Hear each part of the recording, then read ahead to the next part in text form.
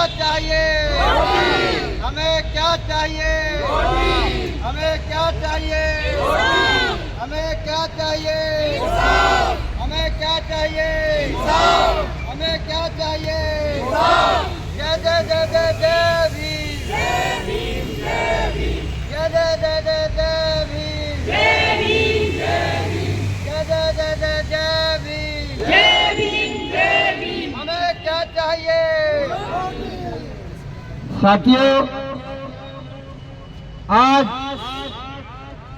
पहले सरकारें होती थी रोटी कपड़े हमें मारती भी है और रोने भी नहीं देती। तो साथियों, आज हम दलित जो है पीएम स्वीपर माड़ी चौकीदार ड्राइवर, जब इन्होंने देखा कि दलित आदमी ऊपर जा रहा है और शिक्षा कर रहा है, तो इन मनुवादी सरकारों ने वहीं पर ठेका कर दिया।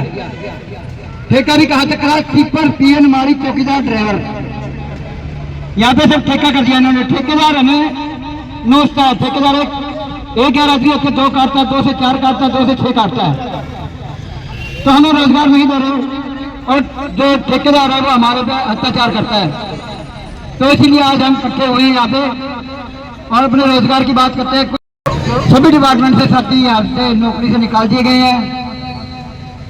आप सब हमारा साथ देंगे और हम इसकी लड़ाई लड़ेंगे। आज हमारा पहला जो धरना है यहाँ पे, और इसके बाद हमारी लड़ाई लंबी चलेगी और आप सब ने साथ देना है। सभी साथ देंगे, हाथ खड़े करके बताएं। हम साथ हैं। साथियों, हम सब साथ हैं, इस चीज का भी नारा लगाएंगे। आवाज दो, आवाज दो। साथियों, हमें हर तरीके से परेशान करा गया है। 2014 के बाद सभी डिपार्टमेंट से धीरे धीरे करके हटाया गया है। हमारे जो टीएमआर है उनकी दुर्गति बहुत ज्यादा होती है, उनको सभी विभागों में दुत्कार दिया जाता है, सभी जगह भगाया जाता है। एनडीएमसी में जितने अधिकारी बैठे हैं उनको तो टीएमआर का मतलब भी नहीं पता। साथियों, हम परेशान हो चुके हैं, हर तरीके से परेशान हो चुके हैं। जैसे स्कूल में परीक्षा हो रही है, खेल के मैदान में परीक्षा हो रही है, राजनेताओं की परीक्षा हो रही है, यहाँ हमारी भी परीक्षा है, हमें भी अपने परीक्षा में पास होना है। तो मेरे साथियों, हम सब निडर होकर अपने साथ सभी को लेके आगे बढ़ेंगे और यही मौका है कि ये हमारे सामने वोट के लिए झोली पैसा फैलाए बैठे हैं और हम अपनी रोटी के लिए झोली फैलाए बैठे हैं। तो बात बराबर की है। आज हम इनके दरवाजे में बैठे हैं, कल ये हमारी गलियों में घूमेंगे। इसलिए हमने यही टाइम निकाला है। आज चेयरमैन जी, वाइस चेयरमैन जी, एनडीएमसी के अधिकारी सभी ये जान लीजिए, हम सिर्फ वोटर नहीं है, सपोर्टर नहीं है, हमारा भी पेट है, हमारा भी परिवार है, हमारे भी बच्चे हैं। हर तरीके से हमारा शोषण किया है, हर तरीके से हमें अलग अलग करके मारा गया है। आज सभी टीएमआर एक हो चुके हैं। आज तुम्हें भी हमारी जरूरत है और हमें भी तुम्हारी जरूरत है। हम हाथ जोड़ के विनती करते हैं, हमें रोजगार दिया जाए, हमें रोटी दी जाए। हमने टीएमआर आंदोलन का टाइम दे दिया है। अगर आप ये कहते हैं कि एक दिन में नहीं होगा, तो एक दिन में नोटबंदी भी होती है, एक दिन में तुम्हारी सीट भी उतर जाती है, तो एक दिन में हमें रोटी भी मिल सकती है। ठीक है, तो इसीलिए हम गुजारिश करते हैं, हाथ जोड़ के विनती करते हैं, भगवान राम के नाम से ही रोटी दे दो हमें, हम तो वो भी बात कहते हैं। आज आप हमें रोटी देंगे, कल हम आपके पीछे ही दिखाई देंगे, हम आपको ही वोट देंगे, हम भी आपकी कुर्सियों को संभाल के रखेंगे, ताकि हमें पता चले कि आप हमारे सपोर्टर हैं, हम आपको सपोर्ट करें और आप हमें सपोर्ट करें। हमारे टीएमआर भाई कितने एनडीएमसी से लापता ही हो गए हैं और जो एजुकेशन में चल रहे हैं उनका क्या इस वक्त हाल है वही जानते हैं। आप 14,000 में 3 महीने कमा के 3 महीने बाद फिर आओगे, उसके द्वारा 3 महीने नौकरी करके और 3 महीने बाद फिर आओगे। 3 महीने कौन चलाएगा? कोई किराया दे रहा है, कोई अपने बच्चे की फीस भर रहा है, किसी की माँ बीमार है, किसी की बेटी परेशान है, तो हम किस तरीके से जूझ रहे हैं, किस तरीके से रह रहे हैं। 1100 बंदे कर्मचारी जो हमारे हैं 2002 से भी जूझ रहे हैं। मेरे भाई हैं 2002 से, हो ना, 2002, 2006। तो आप हर तरीके से कर्मचारियों का शोषण कर रहे हो। मैं आपसे जानना चाहूंगी, जिन ठेकेदारों को आपने परमिशन दे रखी है वो हर तरीके से शोषण कर रहे हैं, उनसे आपको क्या मिल रहा है? वो आपकी जेब में भर रहे हैं क्या? कर्मचारी कहाँ जाएंगे? कर्मचारियों को क्यों नहीं सुनी जाती?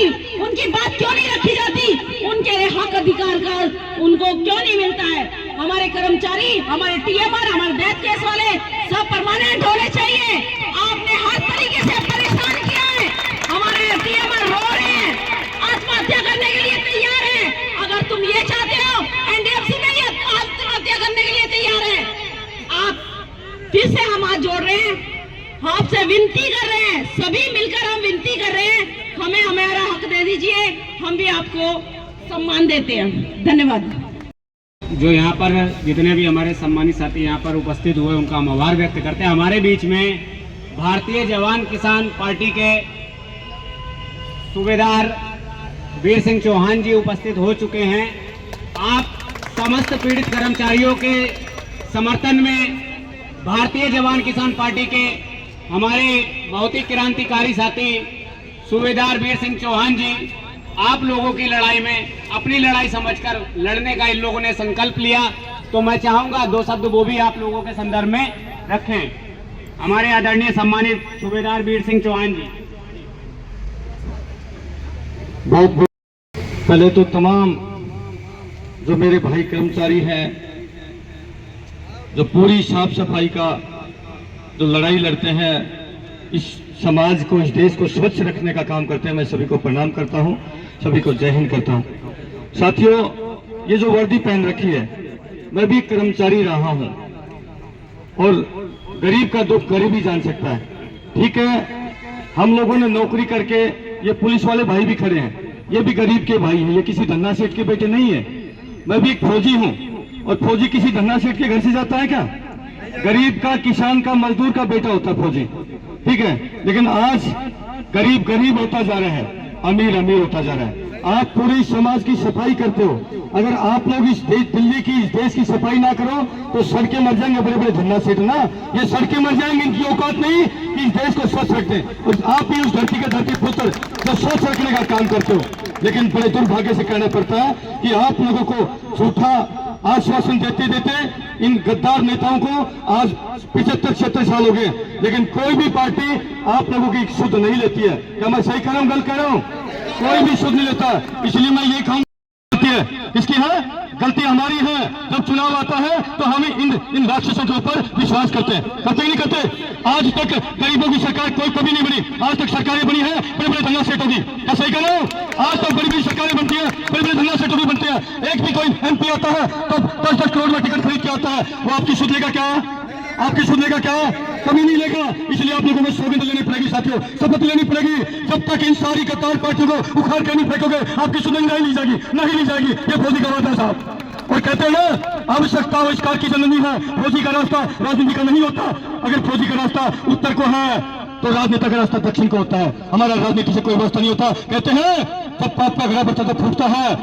सही बोल रहा हूँ, गलत बोल रहा हूँ? पाप का घड़ा बढ़ता तो फूटता है। तो साथियों, वक्त है, सुन लीजिए भाई, सुन लीजिए, बात रखने दीजिए। मैं बात रख रहा हूँ, बात रखने से पहले नहीं आऊंगा साहब। क्या बात कीजिए, मैंने कोई गलत बात रखी क्या? मैं आप युवती, मुझे परमिशन क्यों नहीं है? मैं फौजी हूँ, मैं गरीब का बेटा हूँ, ये क्या कह रहे हैं? मुझे परमिशन नहीं है, मुझे परमिशन बोलने की। क्या भाई, मैंने कोई गलत बोल दिया क्या? नहीं, मैंने क्या बोल दिया? आराम साहब बोली बात करिए। क्या बात कर दिया? क्या ये मौलिक अधिकार का हनन कर रहे हैं? नहीं होगा। पूरा देश आगे फांसी लगा दीजिए। गरीबों की आवाज हम क्या है? इसके लिए मुझे आगे सुन लीजिए, फांसी गोली मारिए।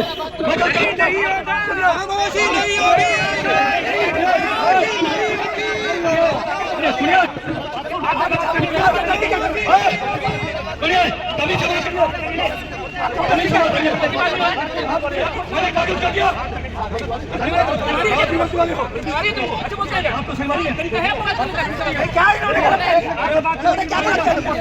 आप हमारे मौलिक अधिकार को नहीं छीन सकते, हमारे अभिव्यक्ति के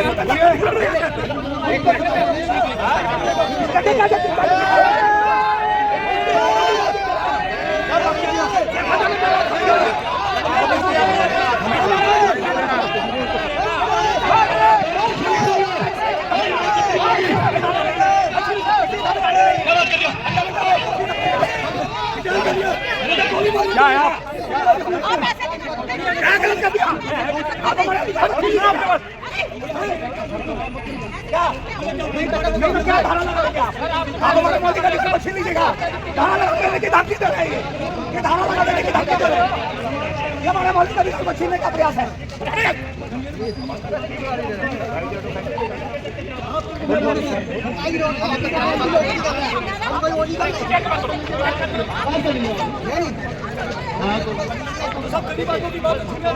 हम अपना बात कहाँ रखेंगे? हर तरफ हिटलरशाही है इनका, हर तरफ हिटलरशाही है। हमें अपनी बात का रखने का मौका नहीं है, हम कहाँ रखेंगे अपनी बात?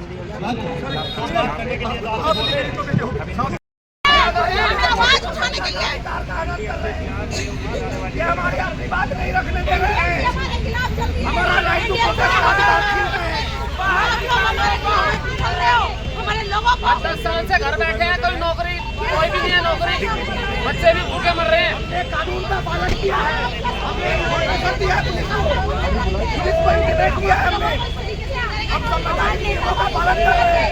हमारे नेता को आगे अधिकार से कहते हैं जाने देंगे किसी तरीके से, निकालो नहीं, हम हटेंगे ही नहीं, हटा देंगे आपको, हम लेट जाएंगे ना, लेट जाओ कोई बात नहीं, चलिए आप में है फिर जाओ, फिर जाओ आप लोग जाइए जाइए, चलिए प्लीज चलिए चलिए आप चलिए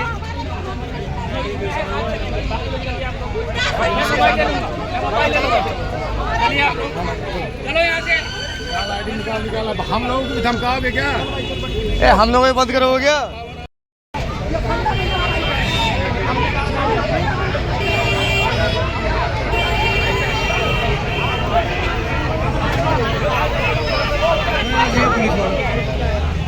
पुलिस प्रशासन से हमें कोई राहत नहीं है, हमें पकड़वाना है, हमें बंद करवाना है, सारे जेल जाएंगे। अरे तो हम समझ रहे हैं तुम्हारी बात, हम क्या कर सकते हैं?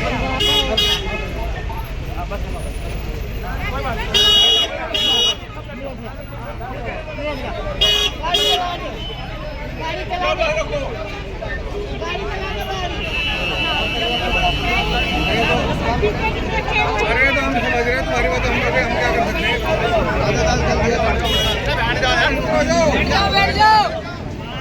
क्या है?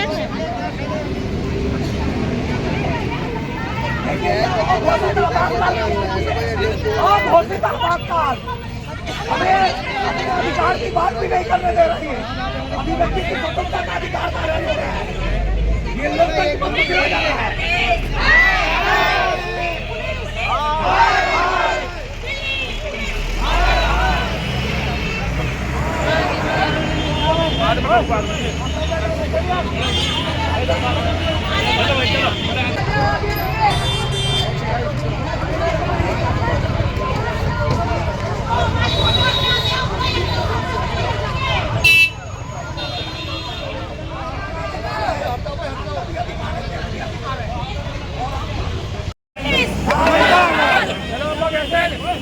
आपका क्या काम है?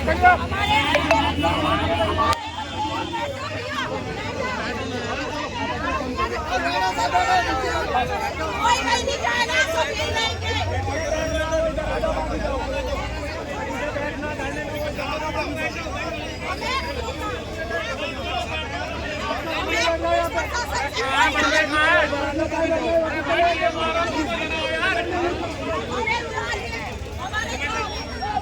भाई इधर आओ, इधर आ जाओ, बैठ जाओ, आए भाई।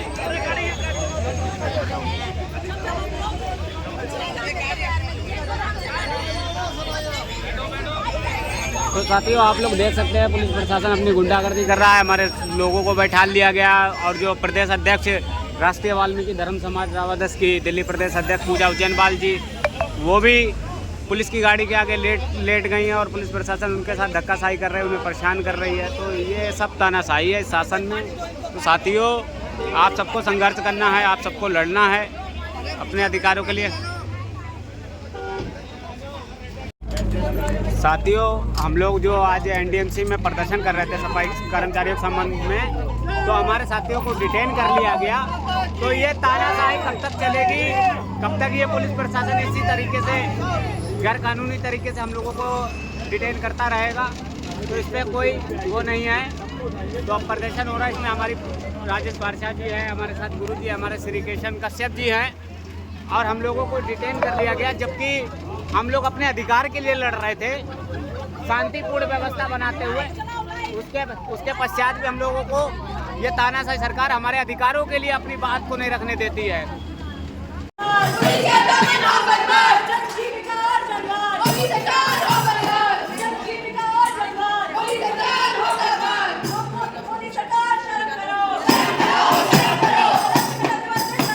जिंदाबाद जिंदाबाद, न्याय दो न्याय दो, न्याय दो न्याय दो।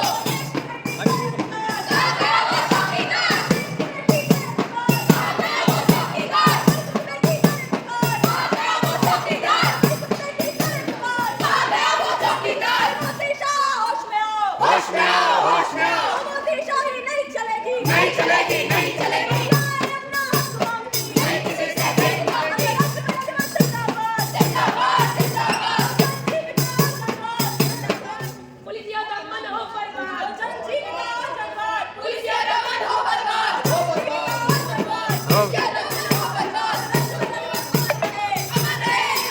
इन सब में मिल जाओ यार, एक ही है सब हमारा।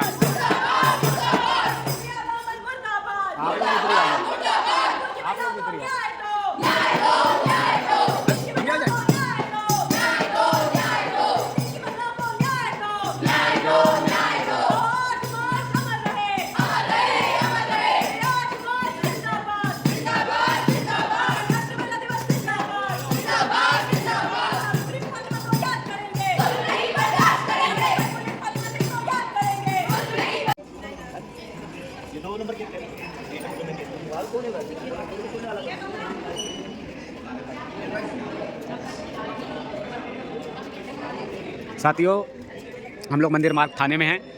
हम लोगों को जो एनडीएमसी के विरुद्ध हम लोग प्रदर्शन कर रहे थे, उसी के संबंध में उन्होंने डिटेन कर लिया। तो हमारे इतने साथी मंदिर मार्ग थाने में और कुछ साथी हमारे कैनाट पुलिस पे हैं, कैनाट पुलिस थाने में। तो अलग अलग थानों में हमारे साथियों को ले जाया गया। तो जो भी साथी इस आवाज़ को सुन रहे हैं, वो सब मंदिर मार्ग में एकत्रित हों और अपने अधिकारों की लड़ाई मिलकर सभी लोग लड़ें। धन्यवाद।